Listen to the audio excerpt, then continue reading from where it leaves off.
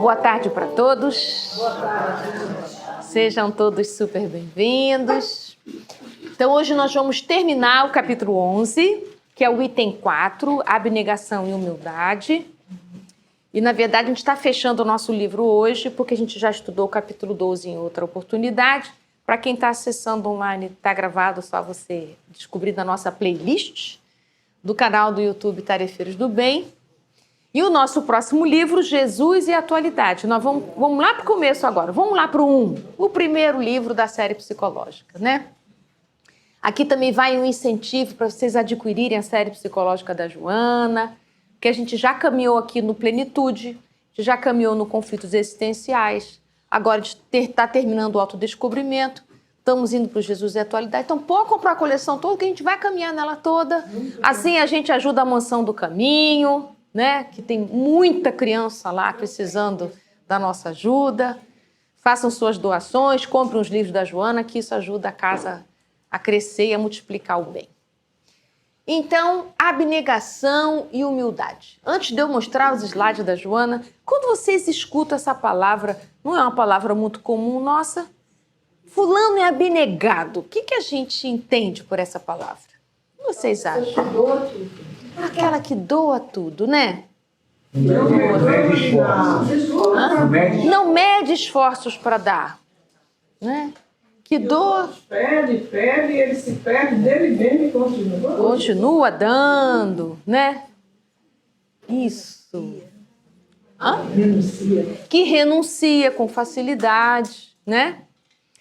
E essa abnegação, ela não é só material, não. É quando a gente também renuncia nossas características, digamos assim, nossos movimentos, nossos comportamentos egóicos também, né? Também é uma abnegação isso. A gente abre mão de posturas, abre mão de pensamentos rígidos, também isso é uma abnegação, não é? Mas quando vocês escutam essa palavra, vocês escutam num sentido positivo, negativo? Como é que é?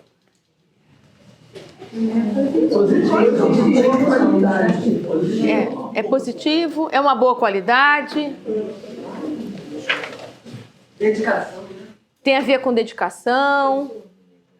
Mas aí, vocês acham que ela é positiva? Negativo, né? Não é, porque é negação.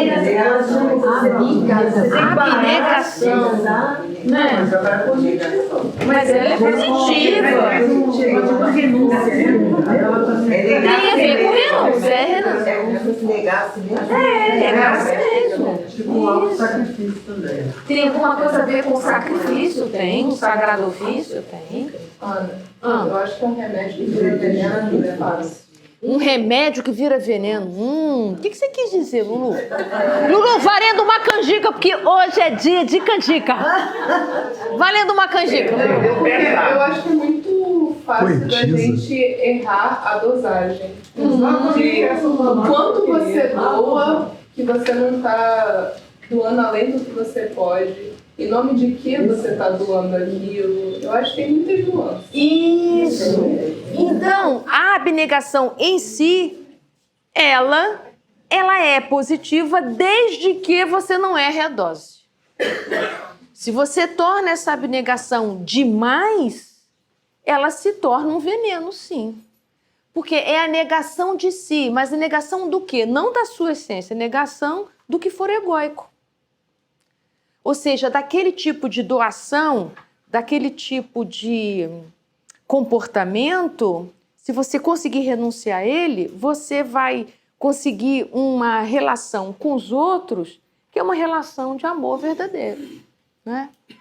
Agora, quando você doa, você é legal demais da conta, quando você abre mão do que lhe é essencial, quando você abre mão daquilo que você precisa para si, quando você perde esse limite, você se sobrecarrega, começa a faltar para você. Se você se torna salvacionista, se você se torna mártir, se você se sacrifica em excesso, então essa abnegação se torna equivocada, adoecida, negativa, né? Então, a abnegação em si ela é tranquila, digamos assim, desde que você encontre a justa medida dessa doação. Aí vocês vão ficar pensando assim, mas como saber essa medida? Né? Tem que fazer o curso todo do autodescobrimento. Porque tá no fim do livro, gente. Por que será que ela botou nos finalmente? Tendo em vista, eu imagino que a Joana pensou, bom, eles aprenderam tudo direitinho, agora eles vão saber abnegar. Né? Em que a gente já aprendeu, já tem algum tipo de autoconhecimento, para a gente não errar essa medida da doação. Isso para nós é muito difícil, sabe? Não é fácil para nós a abnegação, não. Vocês sabem por quê, né? Já sabe. Por que é difícil? Tanto é difícil para nós doar, é difícil, esse lugar também é difícil. A gente é meio chegado em egoísmo, né? Como também é difícil saber a medida de quem tem muita generosidade no coração. Como é que a gente vai saber essa medida? Então, me deem algumas pistas aí. Vocês que são tão estudiosos. Por exemplo, quando os pacientes começam a me dizer que eu sou muito boazinha, aí eu já começo a entender que eu ultrapassei o limite da generosidade. Ah, quando vem elogio demais, né? Elogio demais. Elogio eu só percebo, né? Eu percebo. A sutileza eu percebo.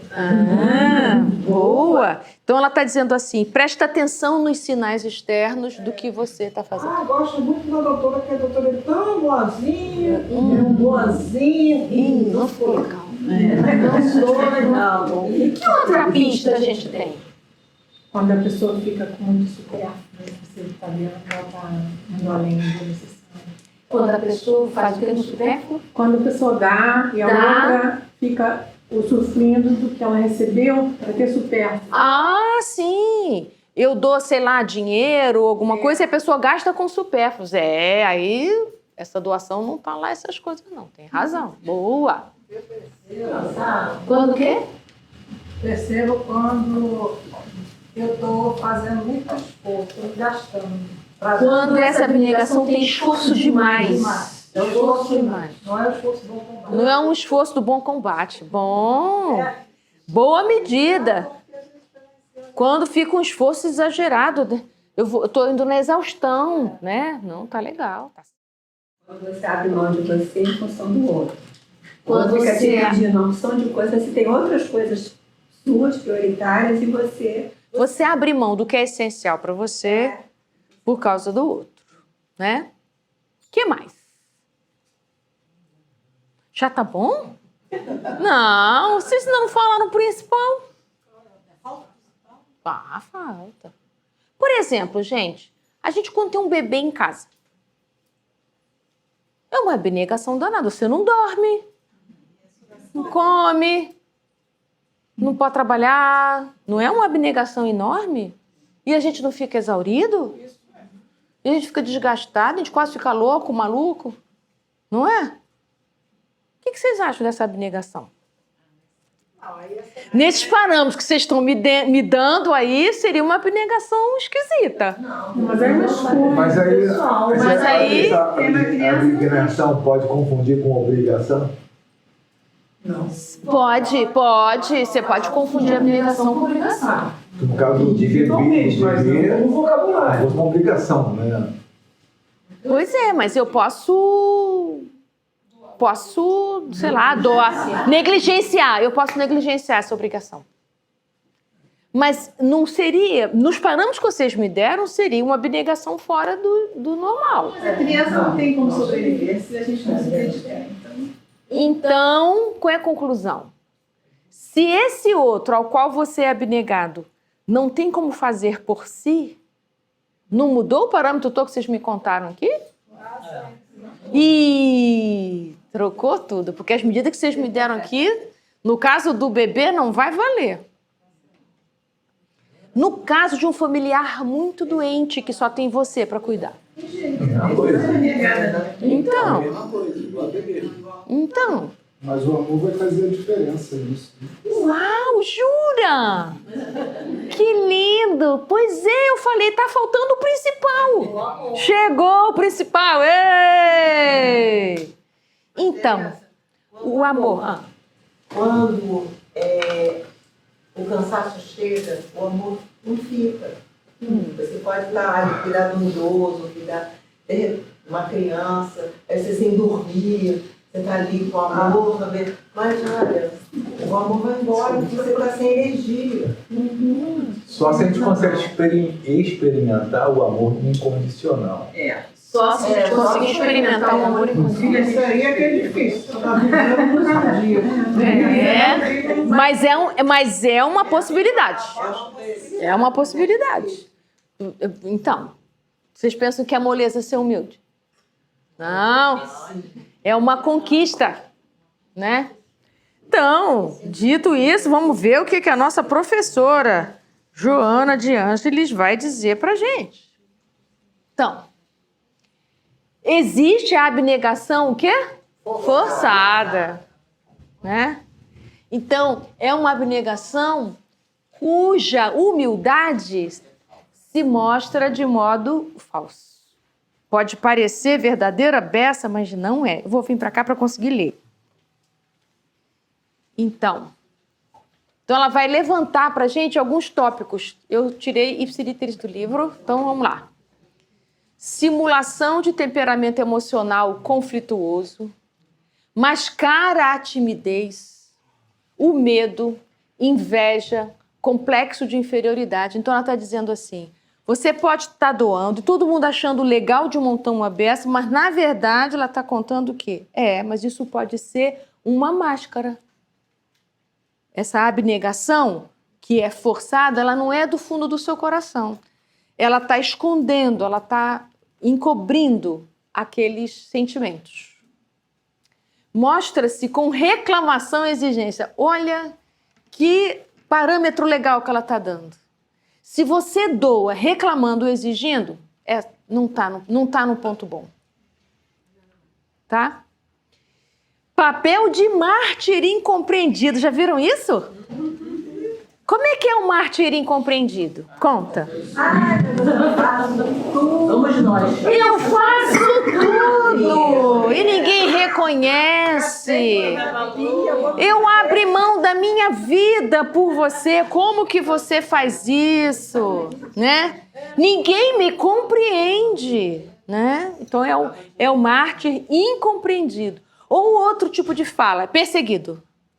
Olha lá, você não viu o que ela fez comigo?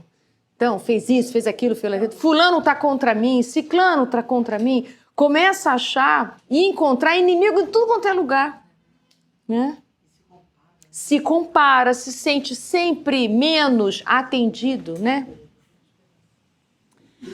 Mostra-se com comportamentos extravagantes. É uma doação estranha, às vezes, assim, meio over, né? Meio demais, né? Você começou a namorar, saiu 2 vezes, na terceira a pessoa chega com a BMW na porta da sua casa de presente, é meio estranho, não? Então é um comportamento extravagante. Vamos passar o final de semana na Costa Amalfitânia? Então, não é? Isso é meio esquisito, né? Gostou, hein? Eu quis é classe A. Ô, lugar bonito, disse eu nunca fui não, mas eu já vi fora. Aparece também em forma de uma humildade que é desprezo por si mesmo, desestima e descuida, que é o oposto lá da extravagância positiva, a extravagância no negativo. Como é que é? Me contem aí. Eu sou tão feio. Ninguém gosta de mim. Eu não, né? Eu sou muito imperfeito, eu não sou boa pessoa, não, né? Parece que é humildade, assim, né?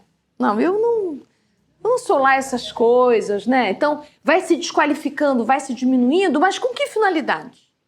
Querer que o outro diga, não, que isso? Isso é incrível. Você que ainda não se empoderou. Você é ótimo, né? As pessoas, você não vê o valor que você tem. Você não vê o valor que você tem. Aí a gente começa a fazer uma lista e tá doido pra escutar aquela lista. E por mais que você faça a lista, ele vai continuar. Não, isso não é nada. Isso aí qualquer um faz. Não é? Então, essa desestima, esse descuido, esse desprezo por si mesmo é uma humildade falsa. Isso não é humildade, né? O que te faz, hein, quando alguém começa assim, gente, com descuido, desestima, desprezo, o que a gente faz? Não adianta dizer que ele é legal de montar uma peça. Diz o Meu irmão, ele diria, você tem razão, vai se cuidar. Não, também isso não. Dizer pra pessoa, você tem razão, você não presta mesmo. Na playlist de autodescobrimento. Manda a playlist do autodescobrimento. Eu gostei dessa solução. Mas o que a gente pode dizer para alguém que se desqualifica? Você se cuidar mais. Vai fazer uma terapia. Vai fazer uma terapia. Você está no atendimento fraterno, a pessoa vem com desprezo por cima. Estou melhorando aqui a coisa, né? Porque se for familiar, vocês vão dizer. Tá? Então, a pessoa vem com desprezo, com desestima, com descuido. Quem te diz? Isso aí que você pensou. Fala. O que você pensou? Quando alguém conta para você, eu não presto, eu não sirvo para nada. Não, e quando termina um relacionamento que fala assim, é bem isso, né? Você precisa encontrar uma pessoa melhor do que eu.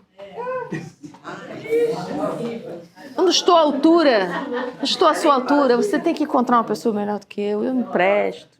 O que eu digo pra quem? Gente, o que vocês falam pra uma pessoa que se desestima? Ah, veio uma resposta muito boa. Repete, gostei. Talvez, eu tenho que deixar um... Tem que deixar um talvez. Você esteja sendo muito exigente com você. Muito boa a resposta. Talvez você esteja sendo muito severo, muito exigente. Que padrão tão inflexível, né? Então, bacana. Gostei dessa. Essa aí ficou boa. Gostei. Para ajudar a pessoa a se encontrar com um lugar menos depreciativo e poder olhar algo, né? Um pouquinho melhor. Aceitar todas as imposições é medo de enfrentamento, não é humildade. Sabe aquela pessoa que é servil, que aceita tudo que dizem para ela fazer, tem medo da autoridade, tem medo de desagradar, tem medo de contrariar. Então ela está dizendo, aceitar isso não é humildade, não. É medo. Então vocês vejam como é que humildade parece com um monte de coisa? Parece com medo, parece com desestima, com descuido. Se você tiver conivência com o erro por submissão, isso não é humildade, né? Tipo, você sabe de uma coisa que não é ética, você sabe de alguma coisa que é equivocado, que é errado, e você não fala, né? Por medo de punição ou qualquer coisa parecida, isso não é humildade. E pode se mostrar como frieza diante dos acontecimentos. Então, tudo isso é uma abnegação forçada, que é uma humildade falsa. Caramba, então, e agora? Você já sabe o que é humildade? Não, a gente sabe o que não é, né? Ela diz o seguinte, que a humildade, que vai ter esse comportamento abnegado que a gente vê, é uma conquista. Então, não dá muito certo a gente dizer que a pessoa é humilde como um todo. E até porque a gente precisa pensar em graus de humildade também, né? Nós temos uma humildade que a gente está aprendendo, então ela parece pequena, aparece em alguns lugares e não em outros, então a gente também precisa identificar isso. Nossa, aqui eu já consigo essa abnegação, mas em outros lugares ou outros espaços eu ainda não consigo. Então, não esperar de si uma abnegação plena. Mas a gente está aprendendo a ser humilde. Estamos juntos? Então, a gente vai encontrar pessoas com um grau incrível de humildade, que a abnegação é máxima. Quando a gente vê a Madre Teresa de Calcutá, Chico Xavier. Não é? Hã? São espíritos mais evoluídos, gente. Não, são espíritos mais evoluídos. Porque, olha só, é um amadurecimento psicológico e essas pessoas precisam existir para a gente ter projeto. Né? Quando a gente olha, isso é possível, isso é possível, um dia chegaremos lá, né? Nós ainda não chegamos, não é? Nós estamos no processo de alcançar. Uma pessoa abnegada com aquelas características, ela não é feliz. Não. Não é. Sim. Na ação de doar, ela se beneficia, se felicita, celebra, né? E isso é um sinal importante, Uma pessoa que doa tanto, mas nunca está feliz, está sempre reclamando, isso é uma temperatura estranha, não? É uma pessoa enferma. Sim. Mas ela não consegue agir de uma maneira diferente. Na relação com os outros, ela doa indefinidamente, sem limite. Mas essa doação, a doação sem limite, que acaba sendo para o bebê, né? Para cuidado com o bebê ou com alguém que não queria, ela não acaba sendo dolorosa também? Ela não acaba sendo uma doação? É um esforço para nós. É um esforço para nós grande, não é simples, não. Gestar, parir um bebê, cuidar de um recém-nascido, é algo de muito esforço para qualquer um. Mas como tem o amor pelo filho, que vai nascendo aos poucos, não nasce grande, né? A gente vai desenvolvendo à medida que vai cuidando do bebê, e como a gente vai percebendo que aquilo é temporário, porque o bebê está crescendo, e outros desafios vão chegando, essa doação vai ganhando novas dimensões, a gente vai conseguindo dar conta. Por isso, quando dizem para mim assim, cuidar de idoso é igual cuidar de filho, meu pai virou filho, minha mãe virou filho, não, é completamente diferente, porque o idoso ele vai para o declínio, ele vai para o fim. A criança não, está chegando para o desenvolvimento e o crescimento. É um outro tipo de energia que você doa. É prazeroso. Cuidar de idoso é de um estresse altíssimo. Cuidar de uma pessoa doente, né, com mal de Alzheimer, mal de Parkinson, é de alto nível de estresse. Então, é por isso que é tão importante termos cuidadores auxiliando nesse processo.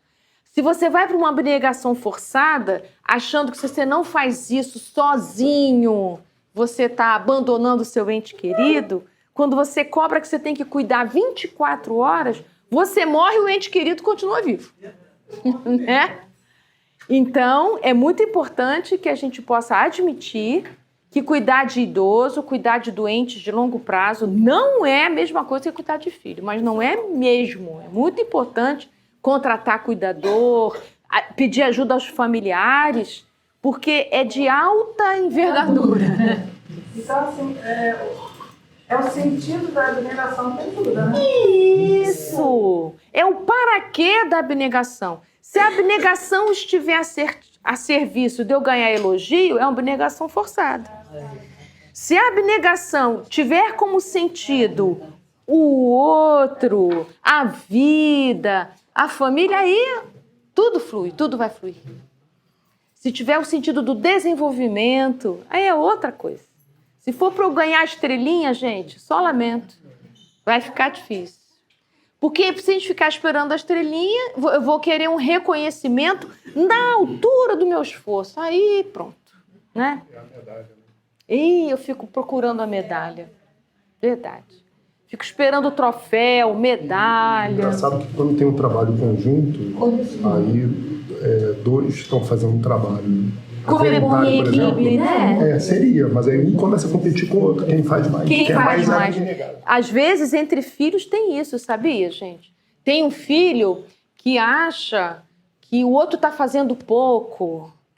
Aí, aquele que durante a vida deu muito trabalho para os pais é o mais cobrado pelos irmãos. Você deu um trabalho para a mamãe, agora você vai cuidar, né? Então, é difícil. Precisa de muito acordo para a gente achar um bom lugar, né? Então, o que ela vai dizer? Então, o que é humildade, então? Né? Aí ela vai dizer, é quando a gente sabe da nossa pequenez diante da grandeza universal. Sou um pequenininho mesmo para entender todos os porquês, né? Olha, eu já falei isso numa das aulas nossa. Humildade é a mesma coisa que você saber o seu lugar. É humilde todo aquele que sabe o seu lugar, o seu tamanho. E em cada relação, em cada circunstância, eu vou ter um tamanho, né? Então, identifica as próprias possibilidades e as fontes de conhecimento a aurir, a usufruir, a absorver. Ausência de conflito, ausência de culpa E ausência de fuga do ego. Puxa, eu achei tão legal esses 3 critérios dela, né? Então, quando é que é humilde mesmo? Você não tem conflito com aquilo, você faz com amor e é isso. E você entendeu que aquela é a sua tarefa e está tudo certo. Você não se culpa nem culpa ninguém e estamos combinados, né? Tem visão intelectiva da realidade, ou seja, está entendendo a realidade. Tem aquisição moral de recursos, né, do seu coração. Tem simplicidade de coração. Tem respeito pelas pessoas. Isso tudo é fácil de identificar, né? Se eu não estou complicando, se eu estou agindo no simples, se eu tenho respeito, se eu estou conseguindo respeitar o tempo do outro, a vontade do outro. Respeito é uma palavra boa. Quando eu dou com respeito, eu não dou mais do que você pode carregar. Eu dou do tamanho que você pode levar. Se você dá uma coisa grande demais para o outro carregar, você perdeu o respeito, fica invasivo, né? Mesmo quando você quer ajudar, você precisa perguntar: posso te ajudar assim? Como você gostaria que eu te ajudasse? Não sai fazendo antes de você fazer essa enquete. A sua lucidez trabalha pelo bem geral, com naturalidade. E a sua abnegação não tem arrogância, ou seja, você não se sente superior porque você doa. E também não fica julgando. Olha lá, fulano não faz nada, ciclano não faz nada. Tem pensamentos e ações que trazem alegria de viver. Foi o que a Fátima falou aqui. Não, quando doa com alegria, né? Autoestima, autodescoberta constante. Não para examinando imperfeições, né? Eu não faço isso direito, eu não faço aquilo direito, mas eu não fico, eu não sou nada, eu sou uma pulga, né? Então, não, eu não fico olhando isso, eu vou fazer o que é melhor e vou me aprimorando, me coloco para fazer. Quem tem medo de errar está precisando muito de humildade, né? Eu não vou agir porque eu tenho medo de errar. Está faltando humildade. Porque olha lá, não fica examinando a imperfeição. Vai fazer o que é possível e vai se aprimorar. Estar abnegado e humilde, olha só, é diferente de ser abnegado e humilde. No encontro passado, a gente conversou sobre ser e estar, não foi? Qual a diferença aqui do estar abnegado com ser abnegado? O que acham? Estar é passageiro. Estar é passageiro. Ser de verdade. Ser tem a ver com mais essência, isso. Ser tem a ver com construção. Ser também tem a ver com constância. 2 parâmetros, né? Constância e realização. Você é constante naquelas ações, naqueles comportamentos. Mas enquanto a gente ainda não adquire constância, a gente vai ser inconstante. Tem dias que a gente vai conseguir um comportamento humilde, tem dia que você não vai. E tá tudo bem também. É aprendizado, né? Ela está colocando busca incessante de aprimoramento. Então, a gente vai aprendendo a ser humilde. E sabe de uma coisa? A gente também aprende a ser humilde junto com os outros, né? Nós tivemos uma experiência aqui que foi muito boa. Nós atendíamos um casal que o senhor era cego. E a esposa deles, eles não tiveram filhos. Trazia ele para nossos atendimentos aqui. Muito bacana. Até que, gente, ela trazia sempre, era muito bom. Ele, inclusive, dizia assim, que ela era os olhos dele. Porque ela lia os livros, ela trazia ele para a nossa casa. Era um casal muito bacana. Assim. Hoje eu já não sei mais o que aconteceu com eles. O que aconteceu com ela? Ela começou a ter sintomas de Alzheimer. E aí, ele dizia para nós assim, era muito interessante, porque ela foi estranhando ele, ela não sabia mais quem era ele. Né? E ela ia dizendo para a gente assim, tem um homem lá em casa, eu vejo ele. Né? E aí ela foi perdendo a conexão com ele. Né? Ele com muita paciência, e aí ele contou para a gente assim, então, tá ficando difícil mesmo. Outro dia eu pedi para ela um abridor de alguma coisa, não sei se era de garrafa ou de lata, eu pedi um abridor X. E ela não sabia onde estava, ela esqueceu. Então, agora eu faço assim, quando a gente vai na rua e a gente vai comprar alguma coisa, eu compro 2. Eu deixo ela guardar onde ela acha que tem e eu guardo onde eu sei. Então, olha, isso é humildade. Não chama a atenção dela, não grita com ela, não se impacienta, né? Olha para a limitação dela e compartilha e convive com a limitação que é do outro. A gente se impaciência com as limitações, né? Se impacienta com as limitações do outro. Porque a gente só quer as pessoas do nosso lado que sejam eficientes. Então, a gente não aguenta nenhuma ineficiência, né? Não sabe fazer isso? Tem esquecimento? Tá ficando assim, tá ficando assado, tá ficando lento, tá ficando com a memória fraca e tal. E eu vi ali uma coisa lindíssima. Em homenagem aos tantos olhos que ela deu para ele, ele agora era a memória dela, não? Abnegação. Isso é uma abnegação, né? Então, quando a gente vai entendendo a humildade, ela é dos pequenos atos, a humildade. Ela não é nada estratosférica. Aliás, a humildade ela não tem outdoor. É humilde. Né? A humildade é humilde.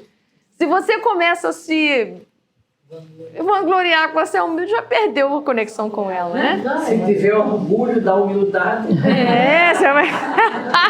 A casa espírita, né? Se você for muito convencido que você é humilde, nós já estamos desconfiados, né?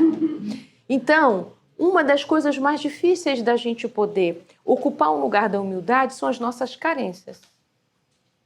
Então, é importante você identificar que quando a gente está carenciado, a gente pode ter dois movimentos opostos. Esse dar exagerado, que a gente viu no início, ou pode ser o extremo oposto. Eu não posso dar nada porque eu sou escasso. Não posso dar porque vai faltar para mim. Então, o egoísmo, né, e o orgulho são as duas pontas quando a gente tem uma carência que a gente não cuida. A carência leva para as duas pontas. Tanto para o egoísmo, eu não quero dar para não faltar, quanto para o dar exagerado para eu conseguir ter algum tipo de enaltecimento. Então, recado da Dona Joana, cuidem das carências, porque ela nos leva a lugares perigosos de nossa alma. Então, quando a gente está nesse doar exagerado, a gente cria ao nosso entorno o quê? Dependências afetivas, não é? Porque todo mundo que está ao seu redor vai incentivar que você dê exageradamente. Ninguém vai dizer para você, olha, você está dando muito.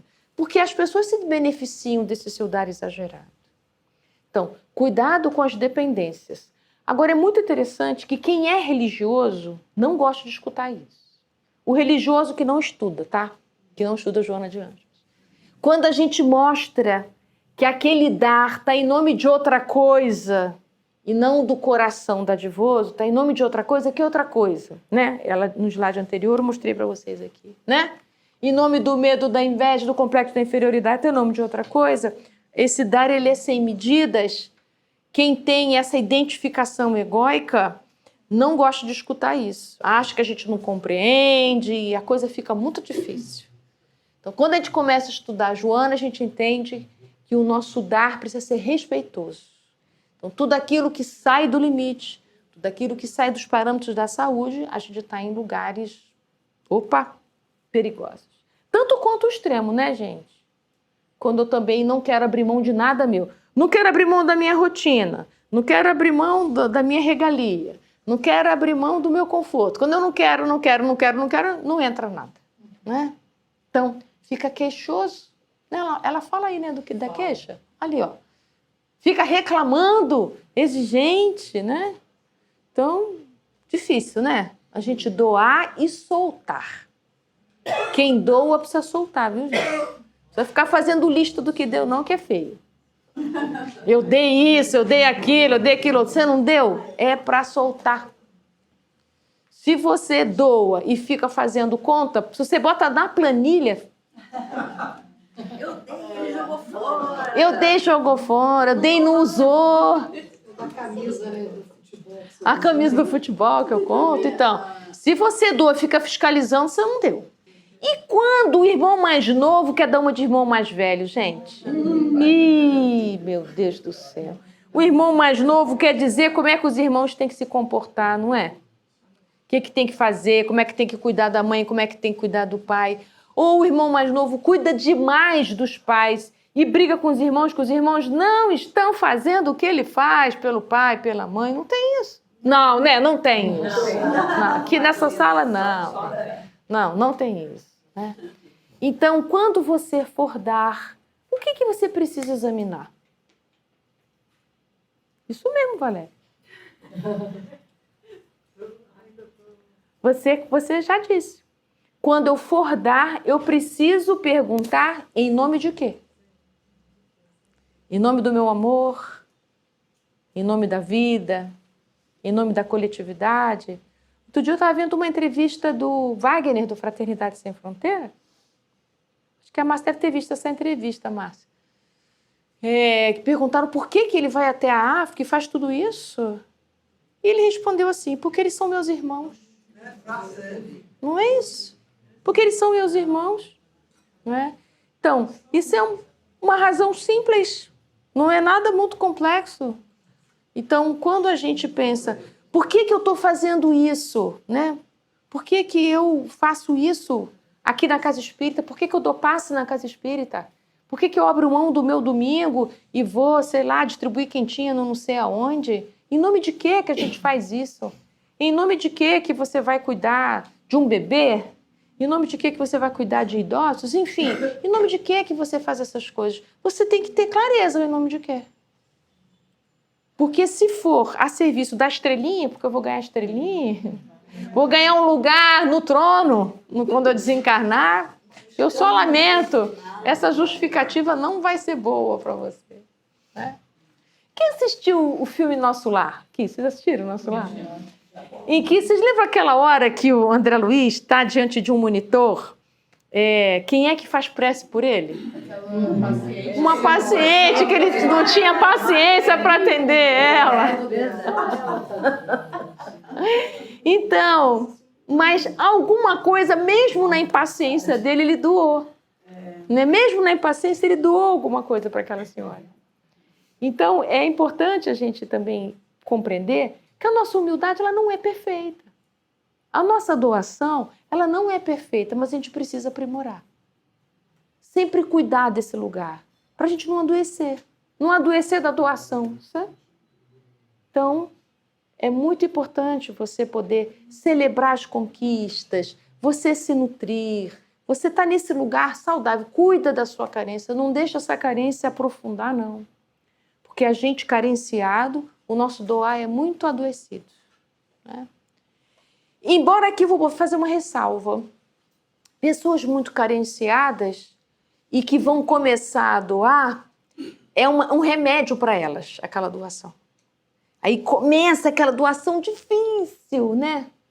Mas aos pouquinhos aquela doação vai ajudando a pessoa a sair do egoísmo grande que ela se vê, do estado de escassez imenso, e ela vai conseguindo se nutrir e ela vai começando a sair de um lugar muito empobrecido. Mas tão logo ela consiga se nutrir mais, ela precisa ir se perguntando pelo que eu faço isso. No início, a doação do carente no início a doação do carente é uma medida difícil, é difícil em vários sentidos. Ou é difícil, ou fica na escassez, ou fica no exagero, mas aí isso vai ganhando um melhor contorno, se você vai se perguntando, mas pelo que eu faço isso, como eu faço isso, vai ganhando um bom lugar, um lugar mais saudável. Agora, assim, você entrar nesses lugares forçado e falso pela repetição do que você viu, do que você aprendeu. A sua mãe sempre fez assim. Seu avô sempre fez assim. Aí você acaba fazendo e é uma coisa forçada e falsa. Mas se você faz sem refletir, todo mundo faz, eu faço também. Exatamente. Me sinto culpado se eu não fizer. Culpado com medo de não ser, não pertencer ao grupo. Isso. Eu queria que uma expressão que a gente usa muito, que a gente precisa ter cuidado com essa expressão, não custa nada. Cuidado com essa frase, né? Você faz sem poder ter muita clareza do pelo que você está fazendo isso, e você fica com essa frase, mas não me custa nada. Pois é, não te custa nada, mas esse fazer, esse doar, pode não estar beneficiando o outro. Né? Então, cuida. Então, o fato de não custar nada para você não quer dizer que você deve fazer que aquela doação é adequada.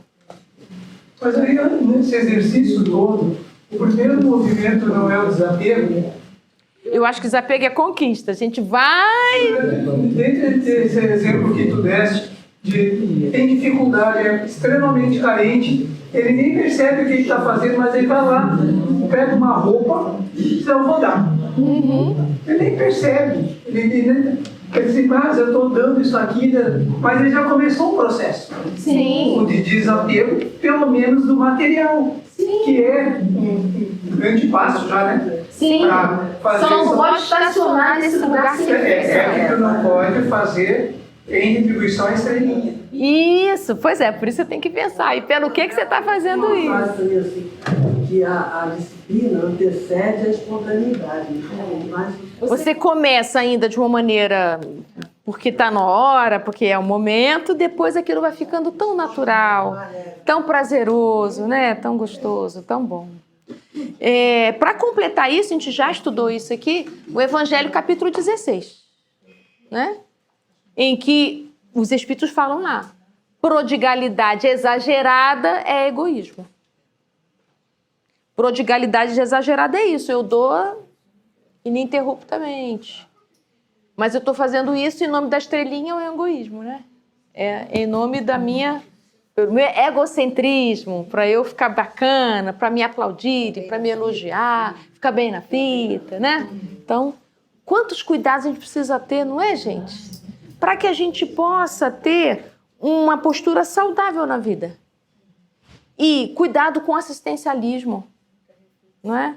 Aquele assistencialismo que mantém o outro pequeno e você sempre grande.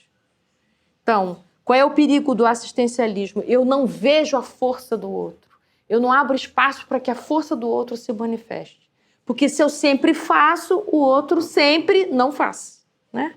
Então, eu preciso ir incentivando o outro a ir fazendo aos pouquinhos, né? Se eu sempre sustento, o outro nunca vai criar pernas próprias, né? Se eu sempre apresento solução, o outro não vai fortalecer a sua inteligência para encontrar soluções. Por isso que o olhar de Jesus, né, quando ele olha, ele nos vê lá na frente. Essa é a caridade, quando você faz o assistência presente. Eu não vejo lá na frente. Aquele ali vai ser eternamente um necessitado. Então, é isso que ela está dizendo para a gente, que a gente possa mirar nos exemplos de Jesus para a gente poder ter um comportamento mais saudável. Para nós e para o outro, né? Para nós e para o outro. As mães têm, e é natural que seja assim, um olhar mais intenso para o filho mais precário, né? O filho mais necessitado. O que acontece com os outros? Ficam carentes. Poxa, eu fiz tudo certinho, a mãe só cuida daquele outro lá e tal, enfim, né? Os outros se viram, pois então. Só que aí, quando a mãe se vai, o que esse espera? Não, espera que alguém ocupe o lugar da mãe. Que alguém faça o que a mãe fazia. Então, entende os cuidados que a gente precisa ter com a abnegação?